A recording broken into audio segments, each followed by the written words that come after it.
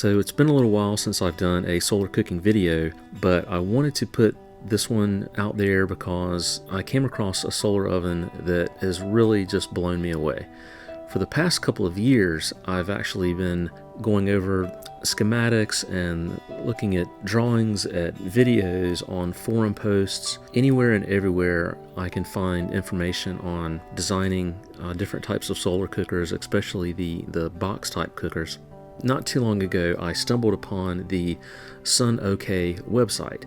On their website, they have a solar cooker called the SunTaste, and it comes in a couple of different sizes. But immediately when I saw this design, I knew that this was something I was going to have to investigate a little further, because the dimensions were very, very similar to what I was going to build on my own. However, and I have to give it to the engineers or the designers who made this SunTaste oven, because they've taken it even a step farther than all the research that I had done by using cork as the main material that the oven is made out of. It makes perfect sense to use cork because it is an extremely good insulator. It's fairly durable. It's not very permeable to liquids and things like that. And I did some research on this particular oven, and I found out that they actually use the actual raw cork material from the cork oak tree, which is basically just the bark of the cork oak tree. So what this means is that they're using cork that is a completely renewable resource. Whenever you take the cork bark off of the cork oak tree, it does not hurt the tree. It continues to, produce the cork bark. So this really just made a lot of sense, because one of the main problems that I was having with my designs is that they were pretty heavy. I think the lightest design that I had come up with was probably around 50 to 55 pounds. And that's actually fairly light for a DIY type box solar cooker that is fully insulated, that utilizes actual glass, none of that plexiglass stuff.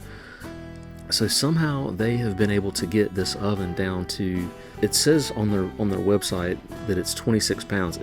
Honestly, it doesn't even feel that heavy. I'm wondering if the 26 pounds is with the oven and the shipping box and materials and stuff like that as well, with all the things that it comes with, because it feels more about 18 pounds to me, which is a really good weight because it's light enough to still travel. It's easy to carry in and out of the house. It's still got enough weight to where it's not going to fly off the table outside in a good strong breeze. So as you can see in this unboxing, it does come fully assembled. The only thing that I had to do was just basically peel off the plastic protective covering over the reflective surfaces, and I just kind of gave it a quick wipe down, just brushed out any dust and any of the fingerprints and stuff on the glass and reflective surfaces, just to make sure you're getting the most efficient heat transfer. And I was up and running in 15 minutes. I mean, I was just blown away at how fast that, you can be cooking with this thing. Normally when I do solar cooking, it takes me about, a half a day to kind of prepare. I'll decide on what recipe that I'm going to do. The first thing that I usually go to in the morning is something like fresh baked breads or some muffins. So I did decide, I just couldn't help myself. I had to go for the blueberry cheesecake muffins.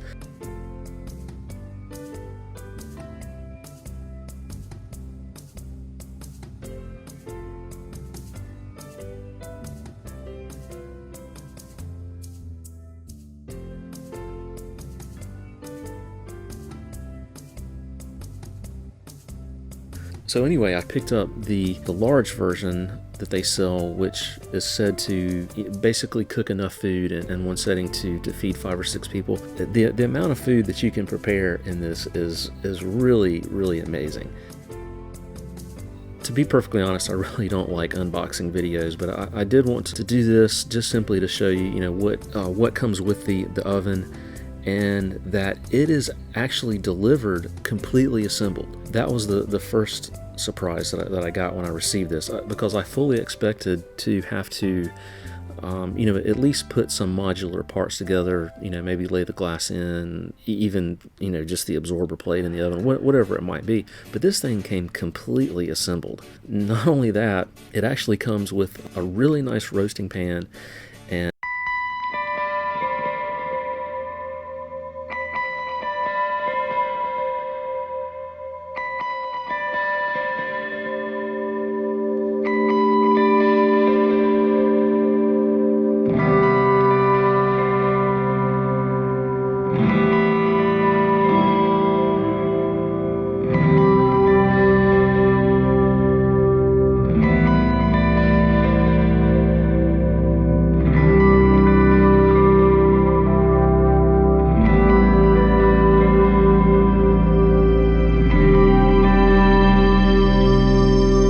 flavors just seem to blend really well. It seems to benefit from the longer cooking times.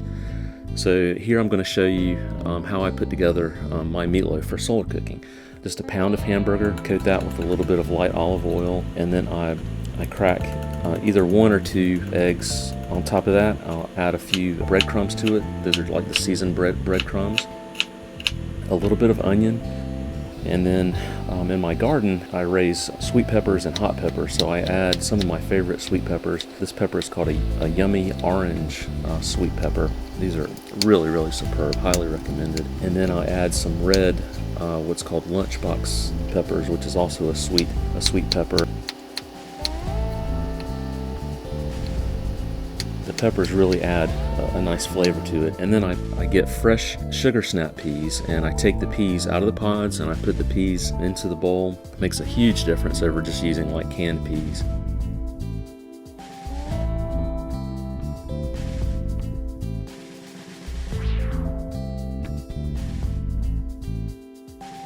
Every now and then I would check on the muffins, and this was probably the point I should have taken the muffins out. They were already done, and I thought, well, I'll just leave them in just a little bit longer, you know, while I'm finishing up the meatloaf. That was my mistake. I should have went ahead and taken them out. But anyway, so I add a little bit of milk to the mixture, and I fold that in, just kind of a few more breadcrumbs there, and then a little bit of Worcestershire sauce. And then I add, this is my own making. This is a Caribbean style mango Scotch bonnet hot sauce, which is just phenomenal. It's got a little bit of sweetness and quite a bit of heat.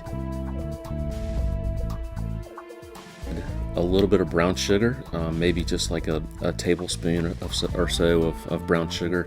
And what this does is it helps blend with the sauce that I put on top of the meatloaf.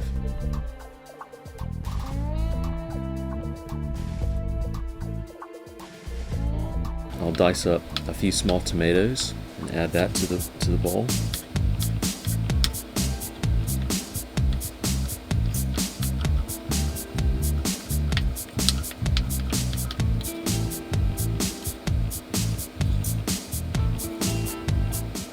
And then I'll make some toast, and I'll dice up the toast and add that in.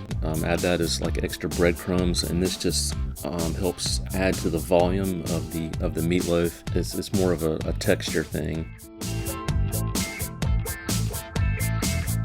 And then I'll add a little bit of salt and pepper, fresh ground pepper. It's pretty hard to beat. And then I'll fold everything in. You try not to overmix everything. And then I've got a little homemade salsa that I mix in there as well. That's obviously optional. The hot sauce and the salsa is obviously optional. So I'll load this mixture into these small little loaf pans, and that seems to be the perfect size for making like a meatloaf that would feed about 2 people. So for the sauce on top, I add a little bit of ketchup, some sriracha, and then I'll add some honey Dijon mustard and blend that as well. Sometimes I'll add in a little bit of brown sugar to this part as well. It helps the caramelization and the glazing process.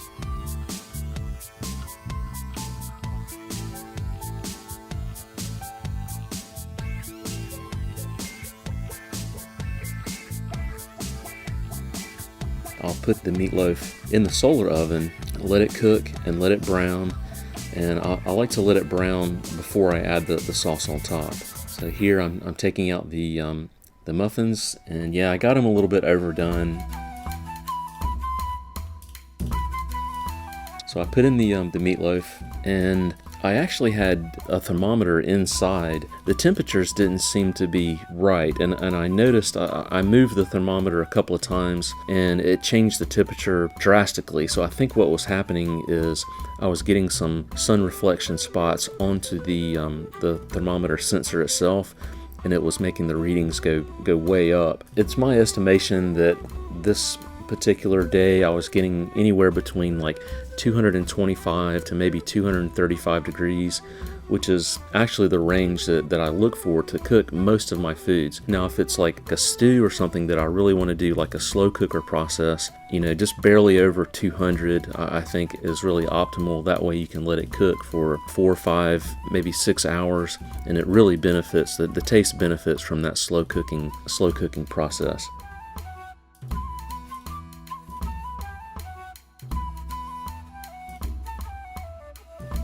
But these muffins, even though I browned them just a little bit too much, they were still really, really good.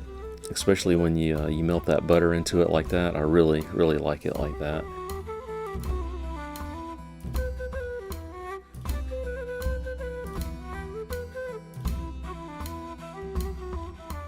But that's one of the beauties of solar cooking, is that it never really like burns it. You can kind of overcook it, but it won't ever burn it, so you don't lose the food. This is my dog Thea. She's always around me whenever I'm cooking. She knows she's gonna get a little bite of something that I'm cooking, so she's ever present. So all I would have to do is just go out and just rotate the oven a little bit, you know, just kind of adjust it according to the sun angle. If I wanted to reduce the temperature a little bit, you know, you just don't rotate it, and that way you can provide more of a slow cooking process that's not going to get too hot. It's gonna be good. I can already taste it. This is probably one of my favorite meals. So this is gonna be a real treat tonight.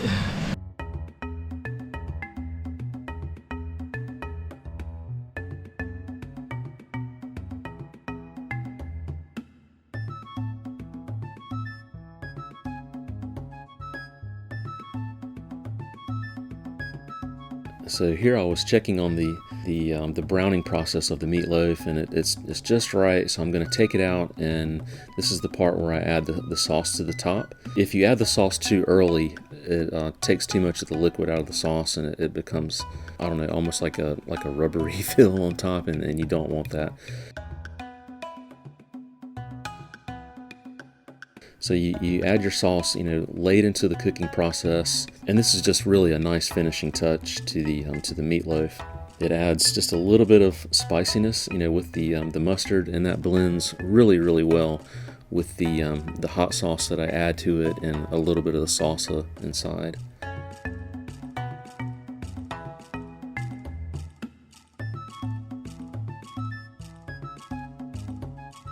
Now, of course, you don't have to add, you know, hot peppers or, you know, hot sauce to the meatloaf. This is just my preference.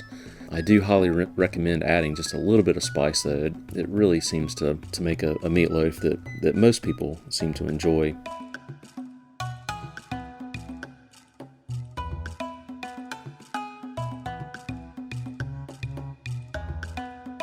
Then I decided to go ahead and roast some vegetables as a side dish, and so I'll just put in some squash and some little cherry tomatoes, like 3 different types of cherry tomatoes, 3 different types of sweet peppers, I think a chipotle pepper, and some sugar snap peas.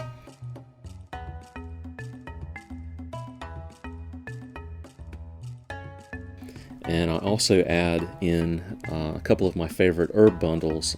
Sometimes I'll dry out the herbs at the same time that I'm cooking. I also put in a chocolate habanero and a regular habanero pepper. There's just some dishes that just really do taste better cooked in a solar oven in comparison to a regular oven or microwave. I don't know if you can see this or not, but the juices are already bubbling in the little mini loaf pans. It's really quite hot in there. it's probably about done. I'm gonna let that sauce caramelize just a little bit more before I take it out. But it's looking really good. These were actually with the Sun Oven. This was kind of a nice surprise. These are really lightweight, and they feel like they're definitely non-stick. This is by a company called Grillo, but it's got a really nice non-stick finish to it.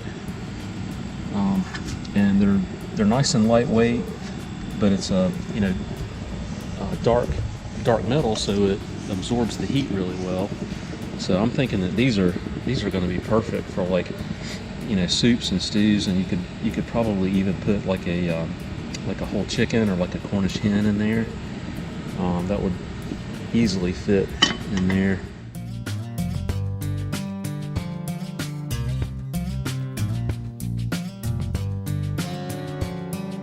So I highly recommend trying this meatloaf and definitely the roasted vegetables like this in a solar oven.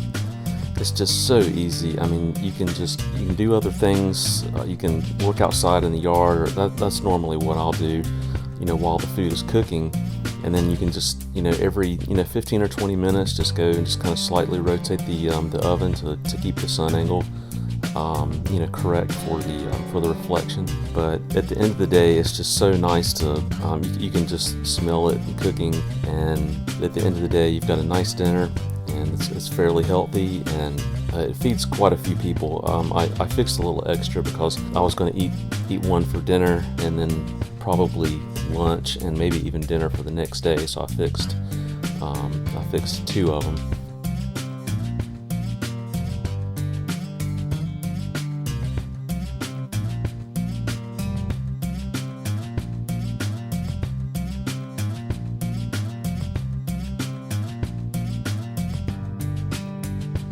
But it is a wonderful oven. I highly recommend it, and so I might actually try to buy the small version